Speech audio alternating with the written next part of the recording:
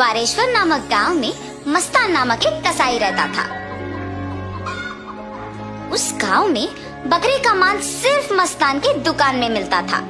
इतना ही नहीं, हर शुभ कार्य और दावत के लिए मस्तान के ही दुकान से मांस लाया जाता था। ऐसे एक दिन उस गांव के जमींदार का सेवक मस्तान की दुकान को आता है। हे मस्तान, कल जमींदार के महल में एक बड़ी दावत रखी जा रहा है। उस दावत को बहुत बड़े लोग और अमीर लोग आने वाले हैं। 100 लोगों के लिए खाना बनवा रहे हैं। उसके लिए तुम्हें 15 किलो मांस ताजा काट के कल सुबह 6 बजे को महल लेके आना होगा।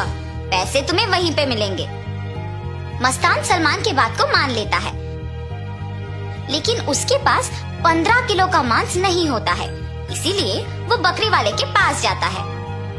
रमेश भैया, दरवाजा खटखटाता है। अरे क्या हुआ मस्तान, इस समय पे आए, बात क्या है? जमींदार के घर में दावत के लिए मुझे 15 किलो मांस की जरूरत है। मैंने वचन दिया कि सुबह 6 बजे उनको मांस पहुंचा दूंगा। समय ना होने के कारण मैं अभी तुमसे बकरी खरीदने आया। हाँ, तो ये है बात। ठीक है, 2000 रुपए दे के बकरी ले जाओ। ये क्या भैया, 1000 ही तो है। अब जमींदार के लिए है तो कम से कम 2000 होगा ही ना। अगर तुम्हें नहीं चाहिए तो रहने दो, मैं आराम से सो जाऊंगा। नहीं भैया, मैंने वचन दिया है, अब पीछे नहीं हट सकता। मैं दे दूंगा 2000। ऐसे कहकर 2000 दे के बकरी खरीद के घर चलते हुए सोचता है, जमाए हुए पैसे एक दिन में खर्च हो गए। कोई बात नहीं, जमींदार के दावत के लिए मांस पहुंचाने के बाद पैसे मिलेंगे ना। अभी जल्दी से काम शुरू करके सुबह तक पहुंचा देना होगा। ऐसे सोचकर मांस को साफ करके उसके टुकड़े टुकड़े काट के सारी रात मेहनत करके 15 किलो मांस को तैयार रखता है। अगले दिन सुबह दिए हुए वचन के अनुसार 6 बजे को जमींदार के महल पहुंचता है। भैया, मैं सेवक सलमान के लिए आया हूँ। क्या आपको पता है कि वो कहाँ है? ये सुनकर दूसरा सेवक मस्तान को बाहर इंतजार करने के लिए कहता है। वो मस्तान के हाथ से मांस लेते हुए कहता है कि सलमान को भेजेगा और उसे पैसे मिलेंगे। मस्तान भी उस सेवक का बात मानकर बाहर इंतजार करता है, लेकिन सेवक उसके हाथ में मांस को देख सोचता है, इस 15 किलो मांस से अगर मैं 1 किलो ले लूं तो किसको पता चलेगा? किसी को भी नहीं पता चलेगा। ऐसे उस कवर में से 1 केजी मांस को छुपा के बाकी को देने जाता है। सलमान को देख के कहता है, साहब, मस्तान ने ये आपको देने के लिए कहा है। वो पैसों के इंतजार में बाहर खड़ा है। सलमान सेवक के हाथ से मांस लेके सीधा रसोई घर जाता है, ये जान के कि मस्तान बाहर पैसों का इंतजार कर रहा है।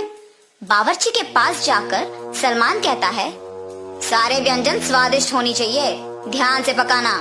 ऐसे कहकर चला जाता है। बावर्ची पकाते हुए, इतने मांस से अगर मैं 2 केजी ले लूं तो किसको शक होगा? किसी को भी नहीं होगा। ऐसे सोचकर मांस को छुपा के बाकी को पकाता है।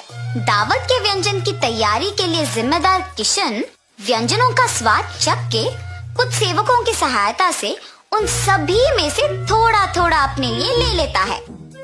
आए हुए मेहमान सारे दावत की खाना शुरू करते हैं और जल्द ही आपस में बात करना शुरू कर देते हैं। ये क्या, इतना अमीर और सम्मानित आदमी, अच्छा नाम है इनका, मगर खाने में कमी क्यों?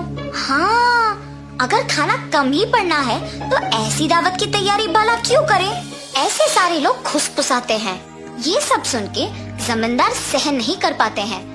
दावत के खत्म होने के बाद क्रोधित होके सारे लोगों को सभा में बुलाते हैं, खास करके दावत के लिए जिम्मेदार लोगों को, और उनको सवाल करना शुरू करते हैं। दावत की तैयारी के लिए जिम्मेदार किशन से पूछते हैं, दावत की जिम्मेदारी सौंपने पर तुम ये करोगे? सभी तैयारी किया मैंने, लेकिन व्यंजनों के लिए मात्रा पहले से ही कम पड़ गई थी प्रभु।